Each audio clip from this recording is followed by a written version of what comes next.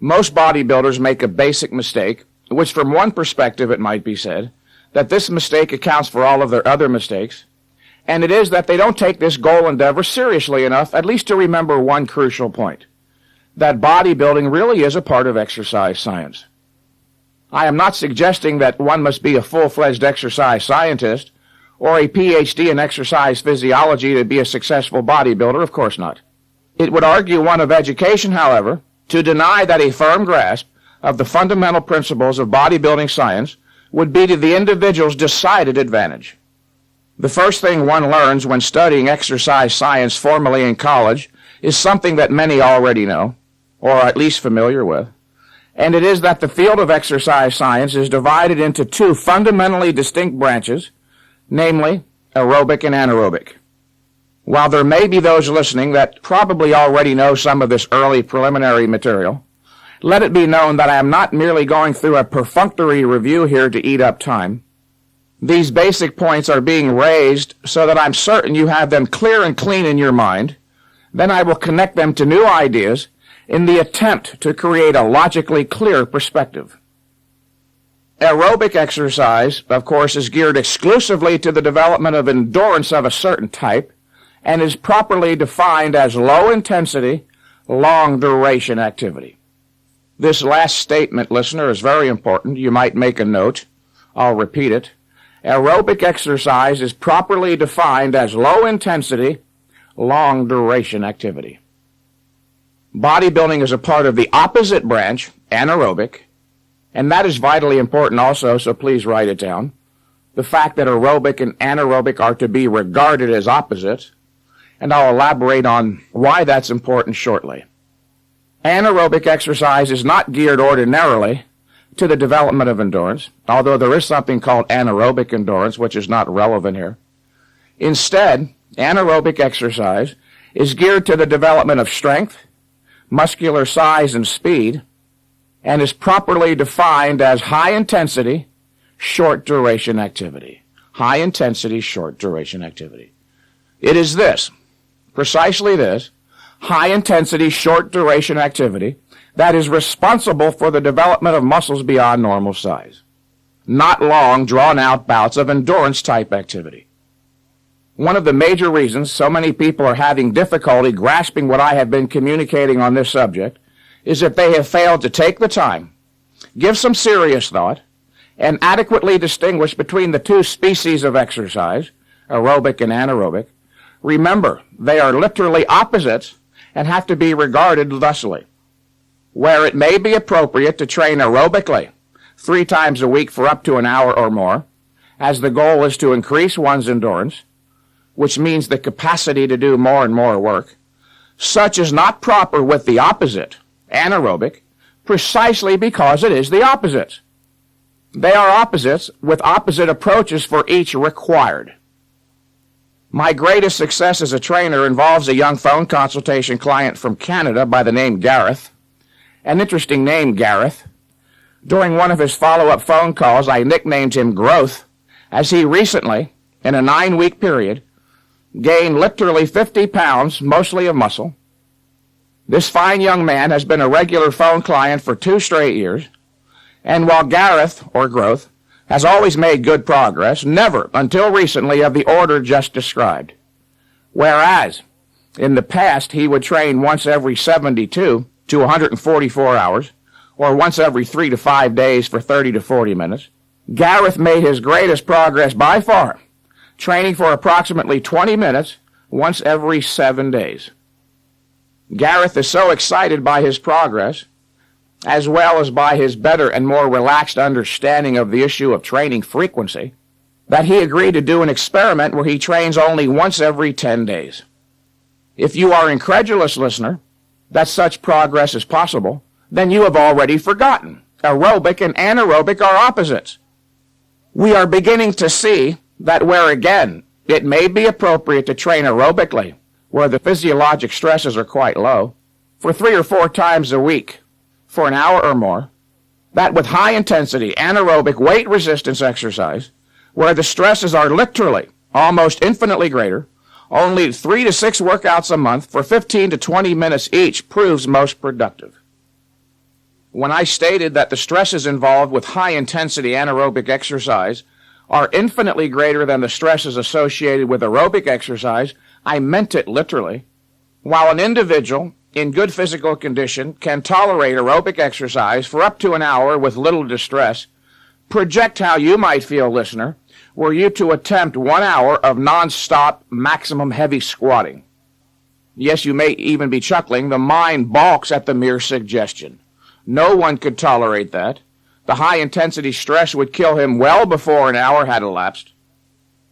Occasionally, when I sign up a new training client locally in Venice, California, where I conduct my personal training business, the client, by the end of the first workout, will look at his watch and remark, "Well, Mr. Menser, that was only 20 minutes. I feel like I can do a lot more."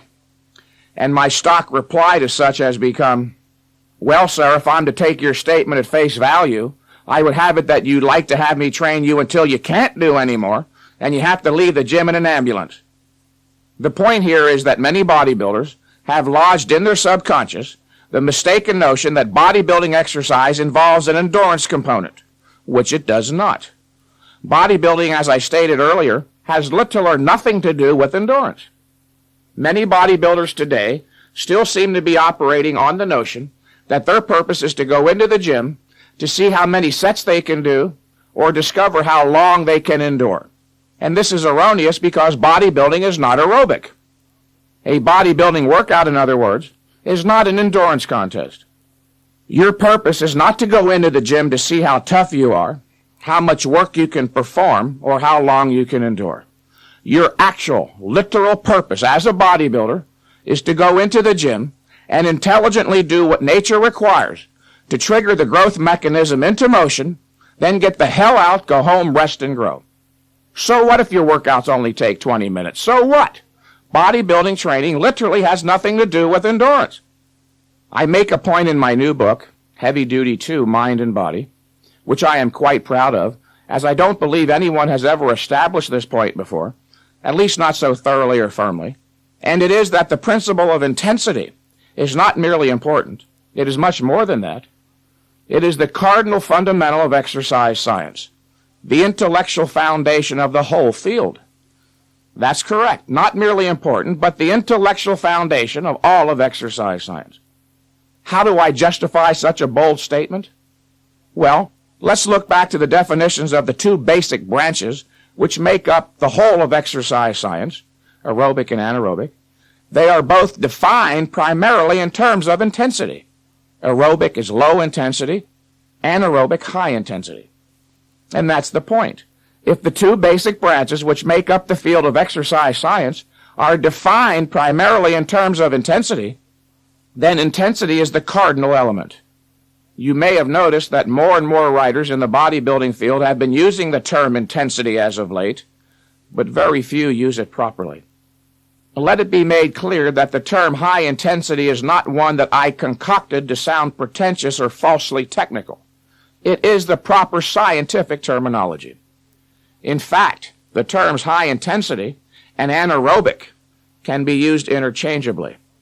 Exercise scientists who deny the validity of high-intensity training theory either forgot or never were aware in the first place that high intensity and anaerobic are essentially the same thing. Intensity, you see, is a measure of effort.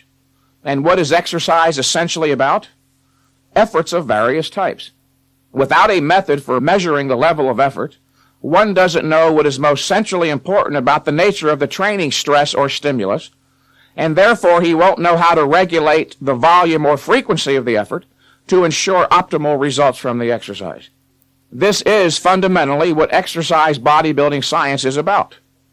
When it is understood that the level of effort or intensity is low, then we also know that the demands on the body's limited reserve of biochemical resources, known as recovery ability, are also low, and obviously more of that exercise can be tolerated in the way of both volume and frequency.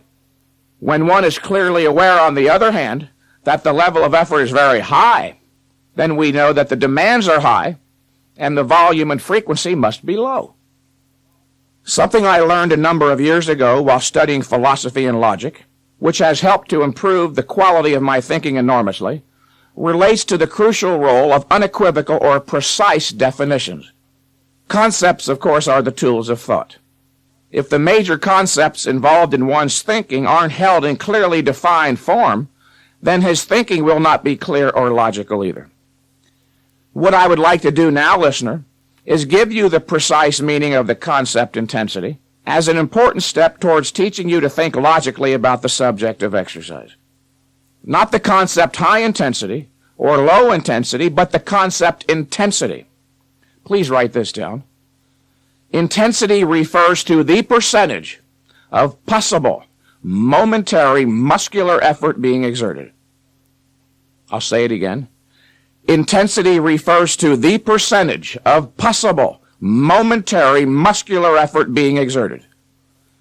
In philosophy, such a definition would be regarded as highly abstract or technical, which may be difficult to grasp. I'll repeat it one last time. Intensity refers to the percentage of possible momentary muscular effort being exerted. I clearly recall the first time I read that definition about 25 years ago.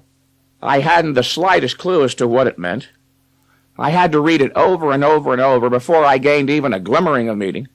I do understand the meaning of the concept very well now.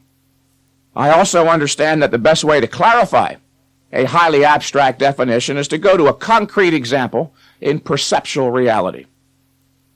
Let's assume that you, for instance, the listener, hypothetically at least, for the sake of this illustration, were capable of curling a 100-pound barbell for a maximum of 10 reps to failure, and by that I mean you couldn't possibly perform an 11th rep.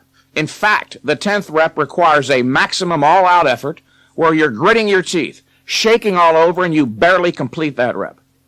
Now, bear in mind, please, what we're doing here. We're going to examine a real-life, concrete example, a set of barbell curls with 100 pounds for 10 reps to failure, so as to gain a better understanding of the meaning of intensity. But before I do, I'd like to make a few oblique comments. You may have been aware that over the past few years, and more so recently, a considerable amount of critical commentary has been aimed at the theory of high intensity, even me personally. In effect, a number of people have been saying, how could anybody be so damn dumb? How could Mentzer believe that only one set could possibly be enough? He seems like a bright fellow otherwise, but he has a critical blind spot here. One set couldn't possibly be enough. And the reason that they are having a difficult time grasping that such might be possible is that they have allowed themselves to become mindlessly hypnotized by the mere number itself, the number one. They just hate the number one here.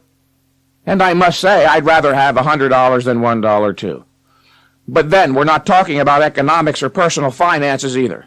The context is exercise science. What these individuals have failed to do, listener, is what you and I are about to do, and that is to forget the number one and instead look at the nature. The key term is nature. Look at the nature of what that one thing is. You see the distinction. Forget the number one and look at the nature of what that one thing is. Were you to point out to these same individuals that there are those who may require only one, again the unit or number 1 hour of exposure to high-intensity sunlight stress to develop a suntan, they might be surprised it's still the number 1. If you don't like the number 1, you could alter the standard of notation. Instead of 1 hour of high-intensity sunlight, you might say 100 zillion photon units of light, a very large number. Or instead of 1 set, you could say 100 units of intensity. You may know of the top bodybuilder Flex Wheeler. Flex trains at Gold's Gym in Venice, California, again where I conduct my personal training business. Flex trains with a partner, a big fella named Rico McClinton. Rico knows that I've trained Dorian Yates in the past, and he has apparently read some of my work. Over the past 2 years or so, Rico has made it a habit to periodically tease me at the gym on this subject, but always in a good-natured fashion. Every now and then, Rico would pipe up so all of his gym buddies could hear and get a laugh. "Hey, Mentzer," he would say, "you still believe that crap only 1 set is all you need to grow?" And at different times, I would use varying analogies to jog his thinking, to provide Rico with a different perspective on the issue. Things like, well, Rico, it only takes 1 bullet to kill a person, So why can't one set be adequate to stimulate growth? Or on another occasion, it only takes one well-placed blow from a hammer to stimulate the explosion of a stick of dynamite, with no number of lesser blows having the same effect. And he was never impressed by such. Then here recently he said it again. Mike, you really believe that stuff, don't you? It only takes one set to stimulate growth. Now, I did note this time, at least, Rico was using the proper terminology, stimulate growth. In fact, he seemed more sincere about the issue. This time, however, I stopped Rico cold, providing him with what just may be the perfect analogy. Rico, I said, only one sperm was required from your daddy to stimulate the growth of your mother's egg into a fully fashioned human baby, namely you. Only one sperm, literally, to stimulate the growth of all of your skeletal muscles, and your skeleton, in fact, also your skin, guts, hair, brains, and so forth. Rico was highly impressed and said, Mike, you got me with that one. Nothing more to say. I'll never bother you about it again. What I did was give Rico a new perspective on the issue of number one. And what I'm asking you, the listener, to do is to discard what you thought you knew and take a fresh, new, unobstructed look at this subject. Now, back to that set of curls with 100 pounds for 10 reps to failure, so you might gain a better understanding of intensity. Let's look at the nature of it. Let's start in the beginning with the first rep. Of all the reps of the set, the first rep obviously would be the easiest, requiring the least intensity of effort. Or, referring to the definition of intensity that you've written down, one would say that the first rep requires the least percentage of his possible momentary muscular effort of all the reps of the set. Allow me to explain this point a little further, then we'll move more briskly straight ahead, I promise. If you were to look outside right now and happen to see a loved one pinned under the front wheel of a car, we've all heard stories like this, you would dart out there as quickly as you possibly could, and in the attempt to remove the automobile, you would exert yourself with 100% of your possible momentary muscular effort.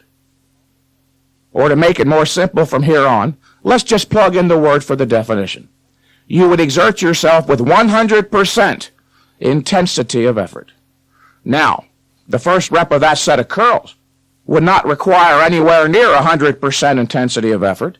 Again, it would be the easiest rep of the set.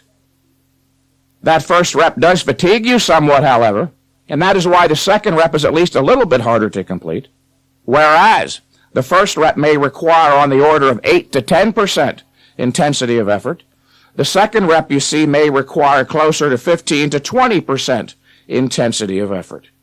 The second rep fatigues you even further still, and that's why the third is even harder to complete than was the second.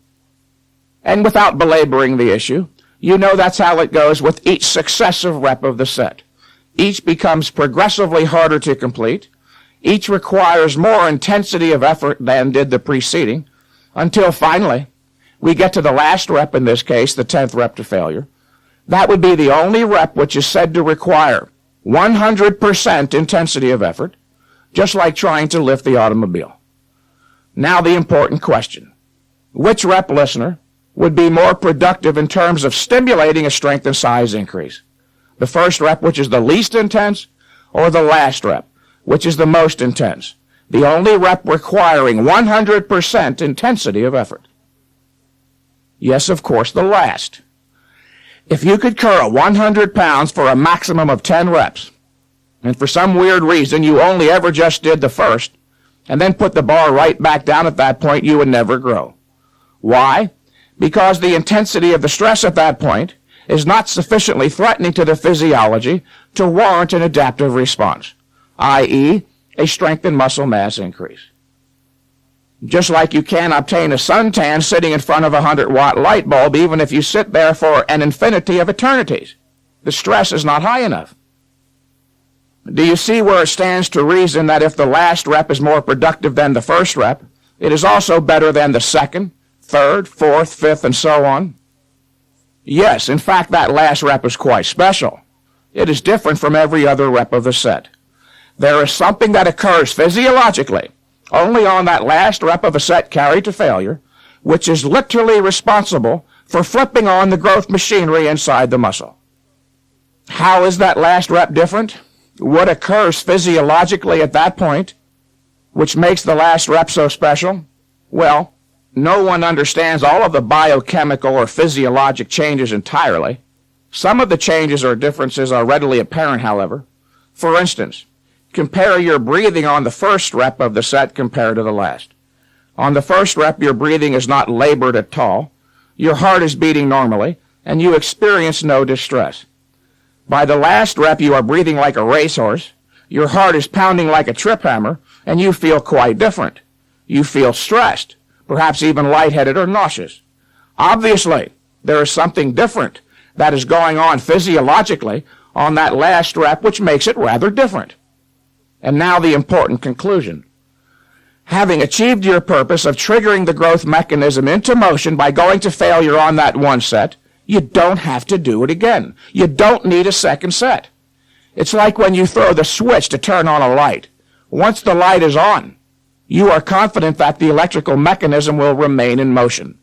There is no need to flip the switch up and down repeatedly. You just wear it out. There is much about the human being which is mechanistic. I am not speaking metaphorically when I refer to the growth mechanism. There is a physiologic growth mechanism, and your purpose, once again, is to do what nature requires to trigger that into motion by carrying one set to a point of momentary muscular failure.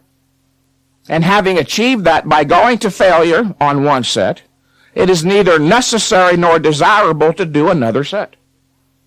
A note here with regard to the detractors of high-intensity training theory. When someone denies the validity of the theory, they are in effect denying the validity of the principle of intensity, which, recall, is the intellectual foundation of exercise science.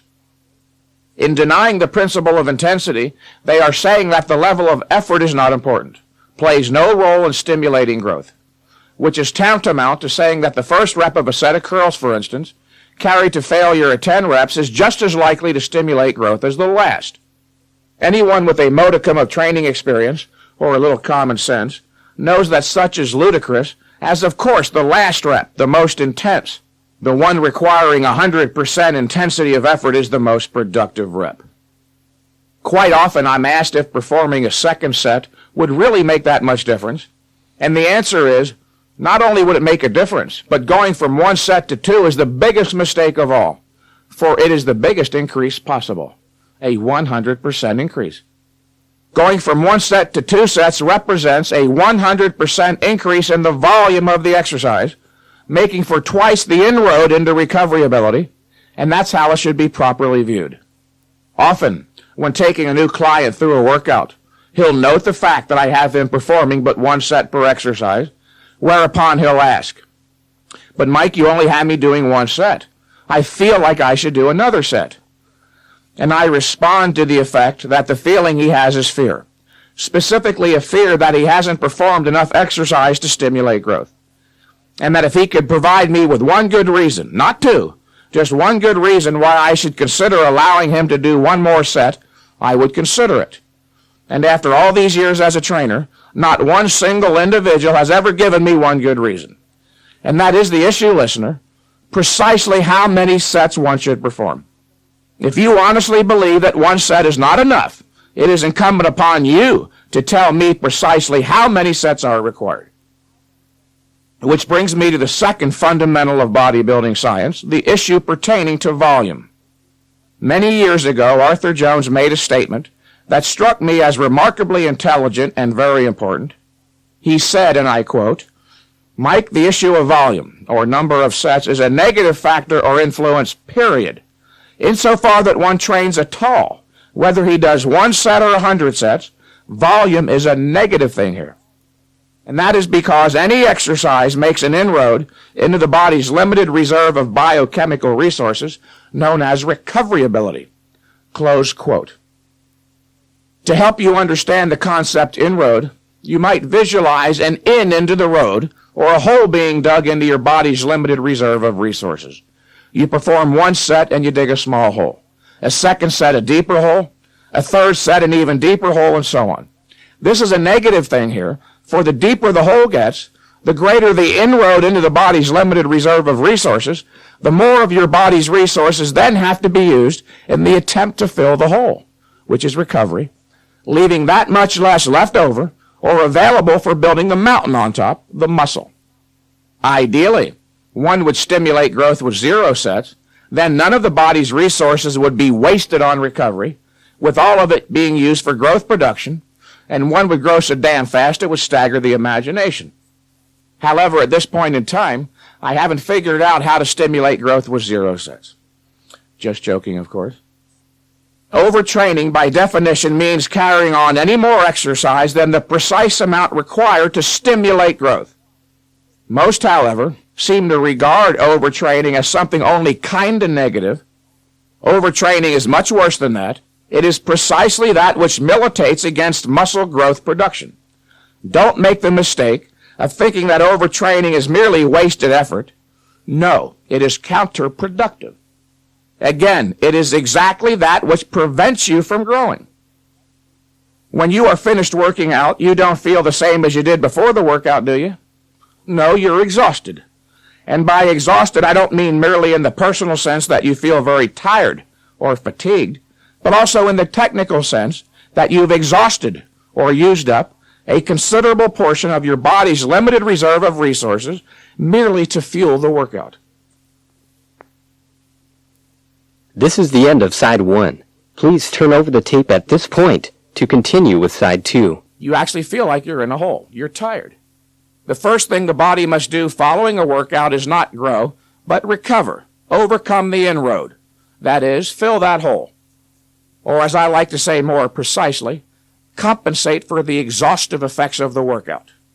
Or more simply, replenish, restore, put back what was used up, put back what was there before the workout.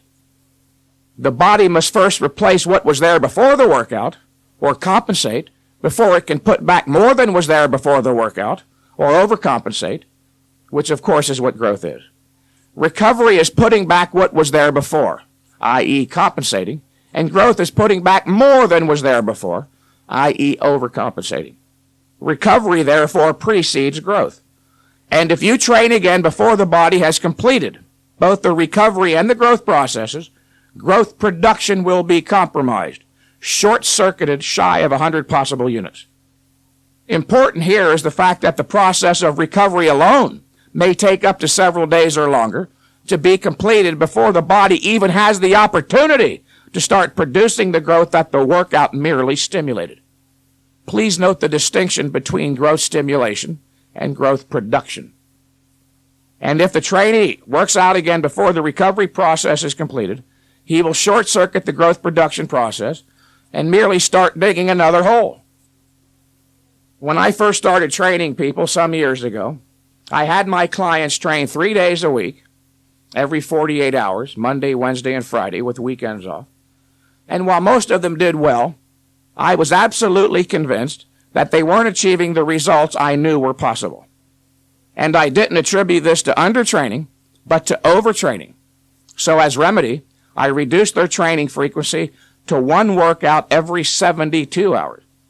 Now they were training on Monday, taking Tuesday and Wednesday off, then training Thursday, taking Friday and Saturday off, and training Sunday, and so forth. While their progress was better, it still wasn't as good as I knew to be possible. Some might be prompted to ask the question at this point, well, Mentzer, what motivated you to continue thinking in this direction?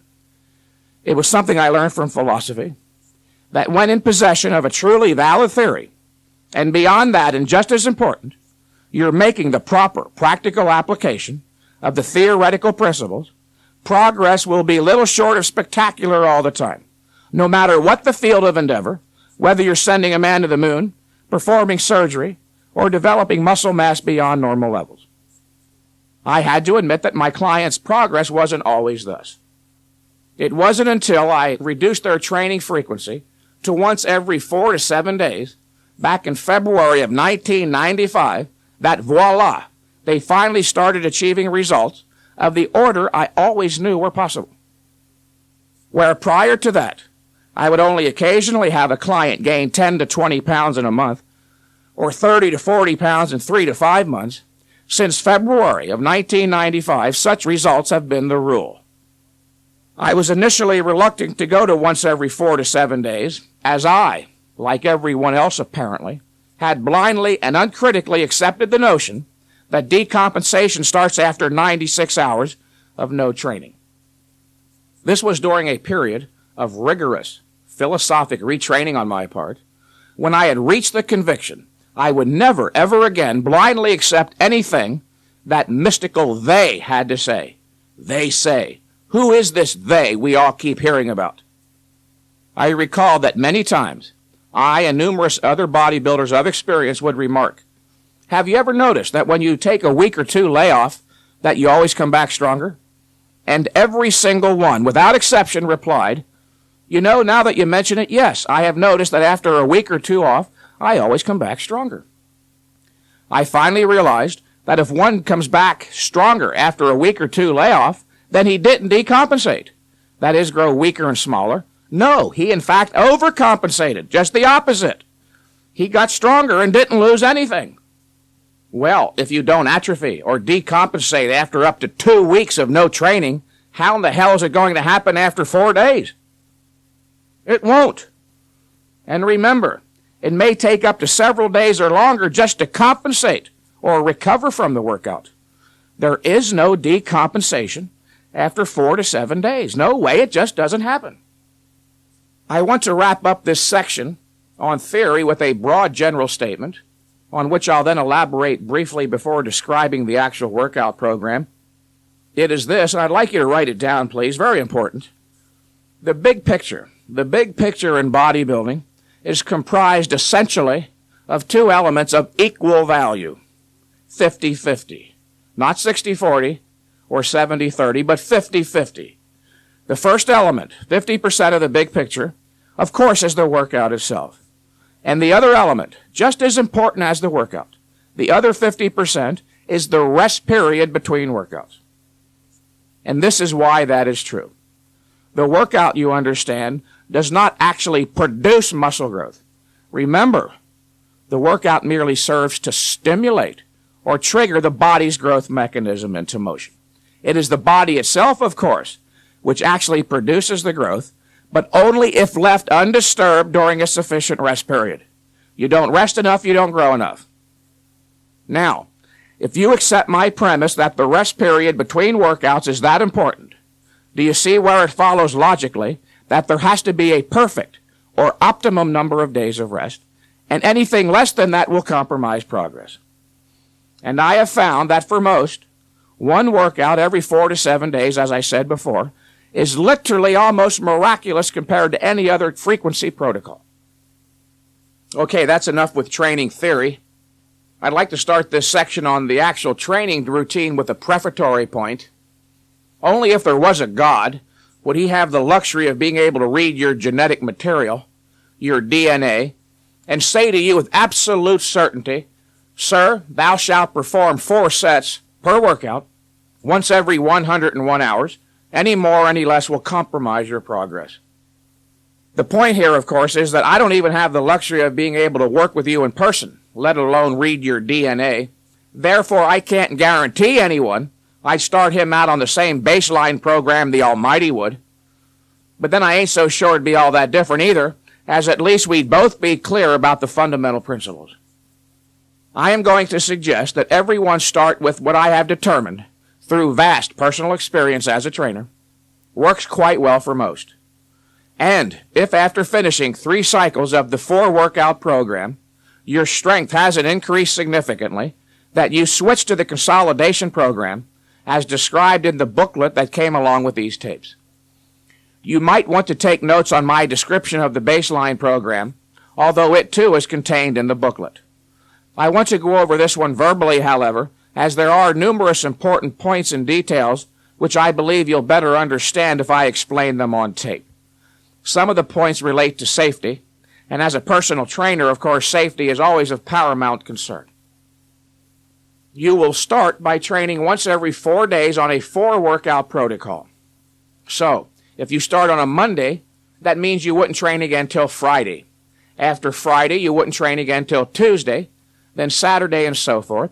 once every 4 days. And if a scheduling problem arises, so that you can't make it into the gym on day 4, take off 1 more day and train on day 5. Also, once you've been with the program for 3 weeks or so, start inserting an additional rest day or 2, even at random. If you do, you should never hit a sticking point, and here's why. As you grow stronger week to week, as you will with this program, that is, as you lift progressively heavier weights, the stresses on the body grow progressively greater too, until finally, unless you do certain things like add extra rest days, the stresses will reach a critical point, they'll constitute overtraining, and the first symptom will be a slowdown in progress.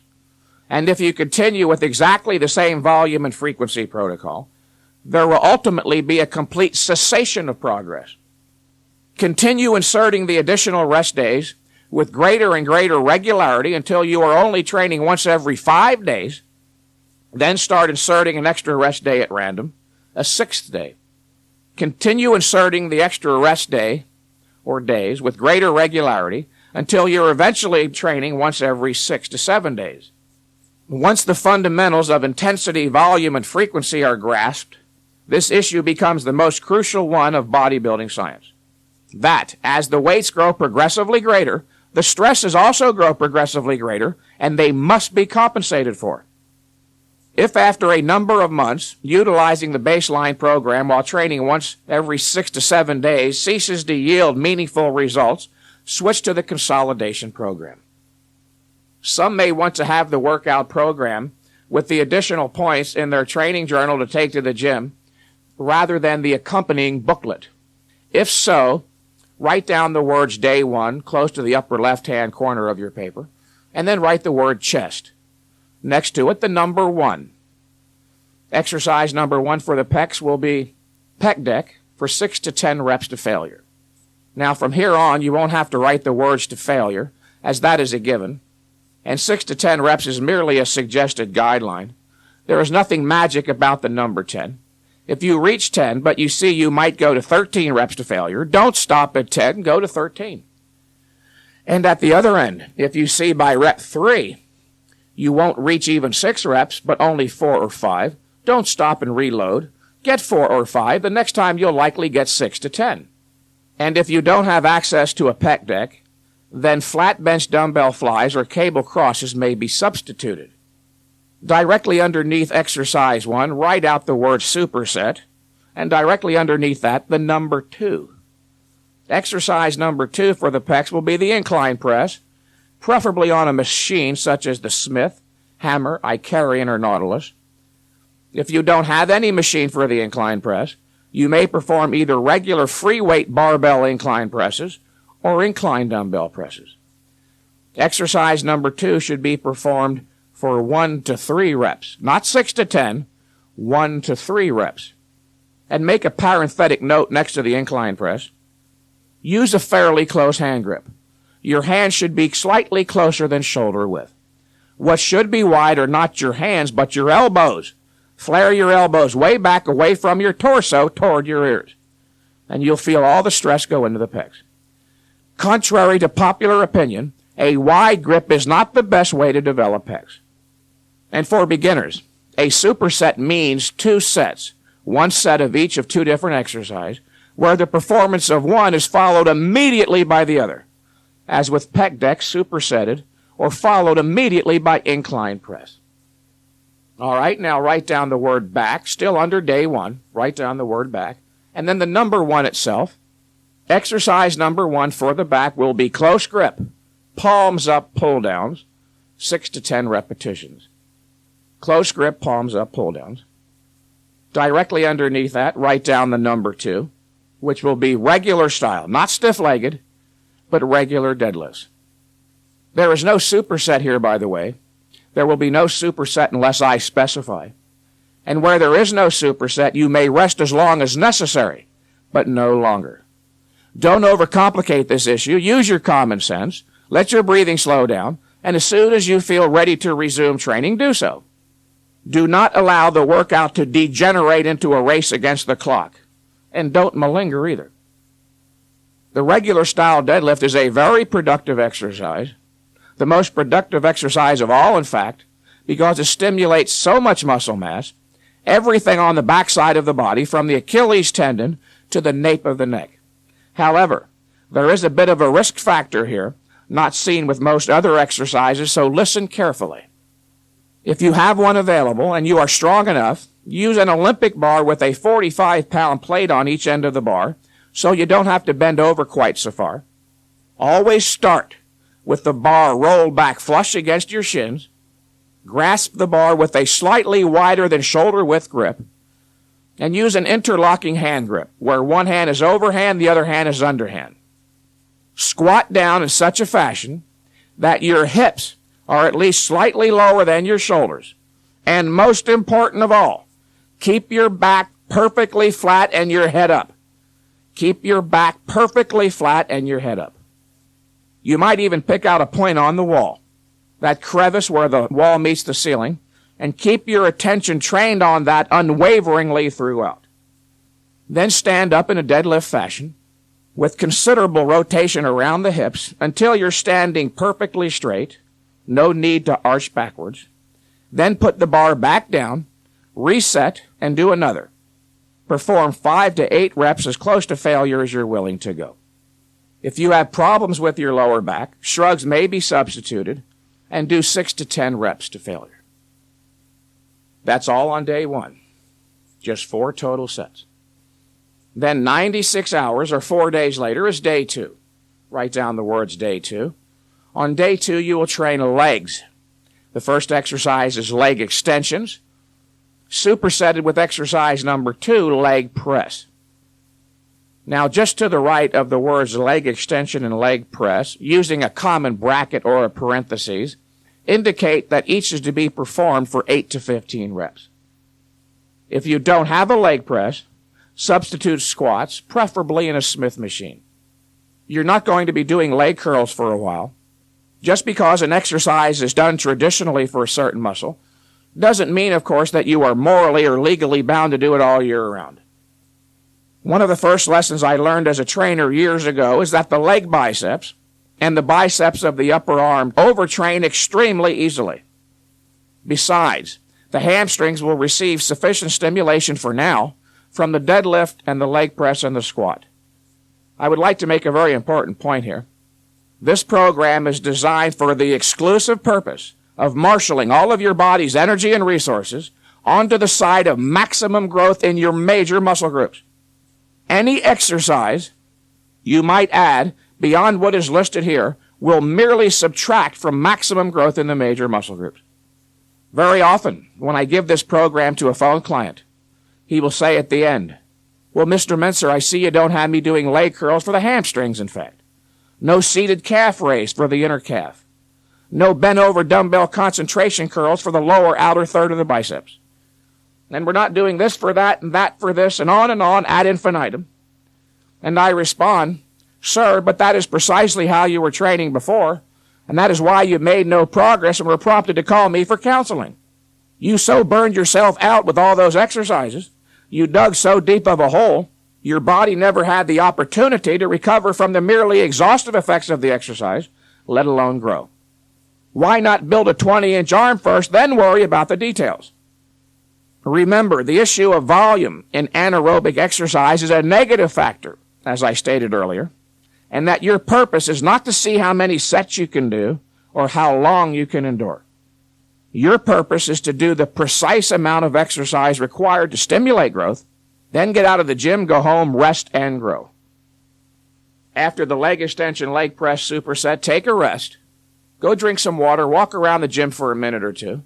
Then finish up quite simply with a set of standing calf raises, 12 to 20 reps.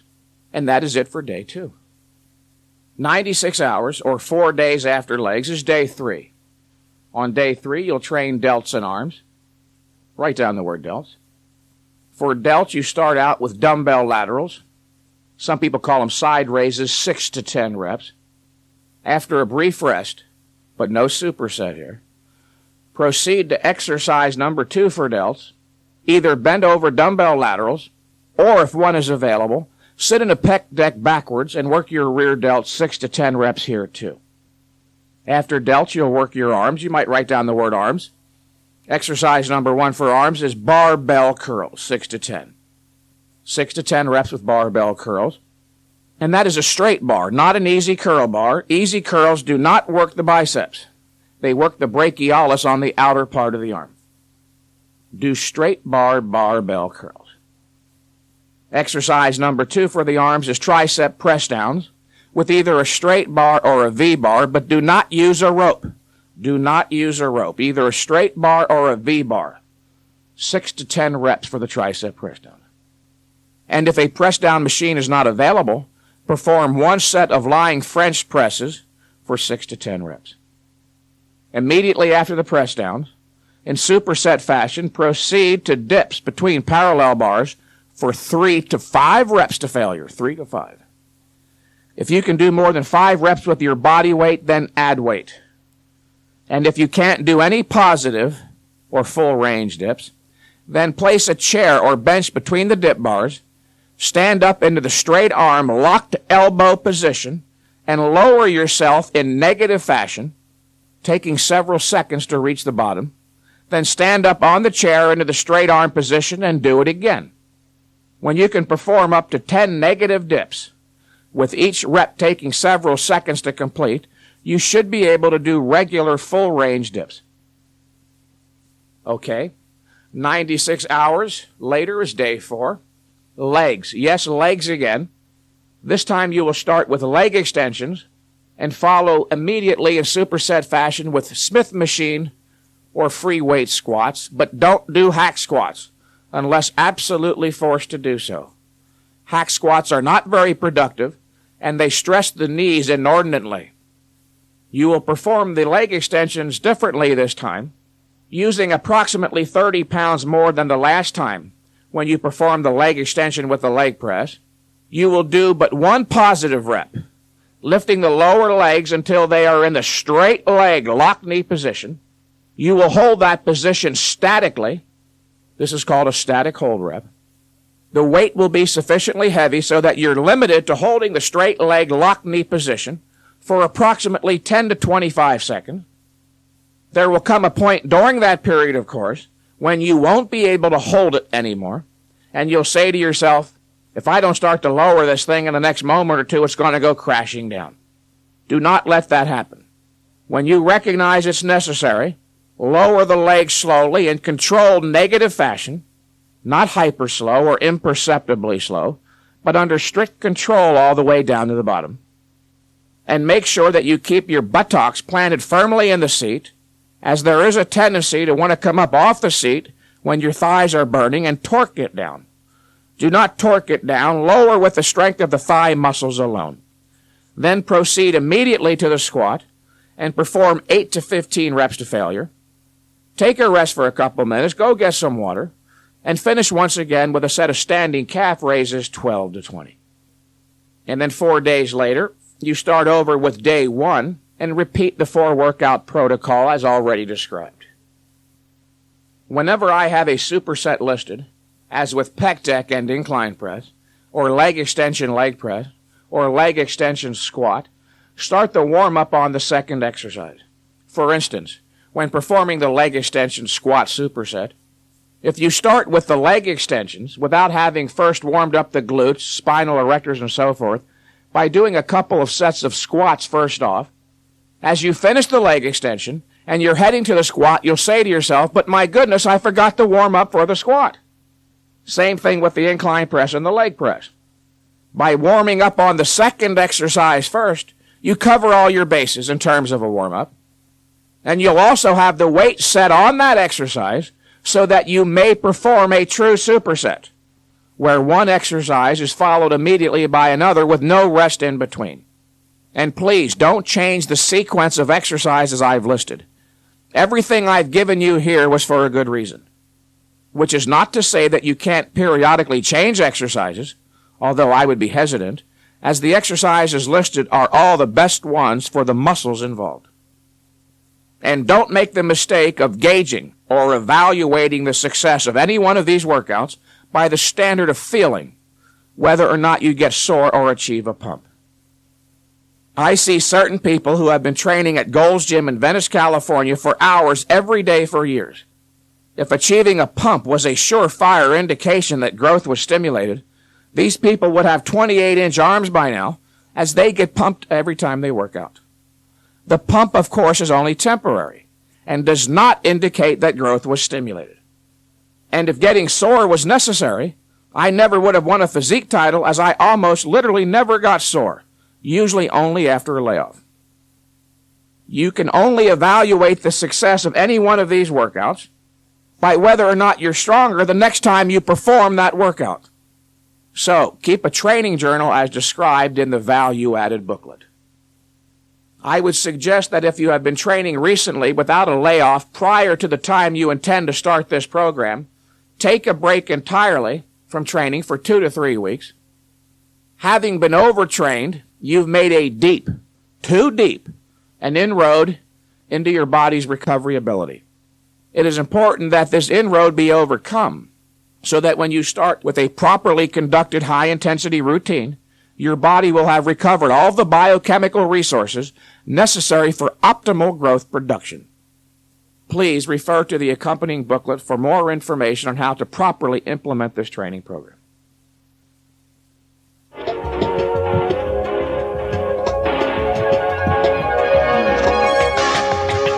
This is David Prokop. I am sure you will agree with me that Mike Mentzer is the thinking man's bodybuilder.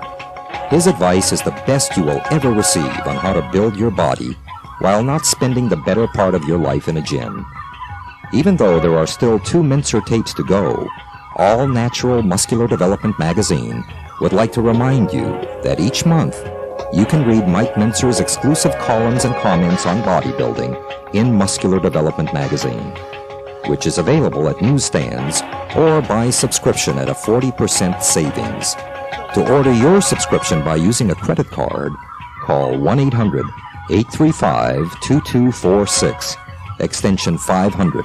That's 1-800-835-2246, extension 500.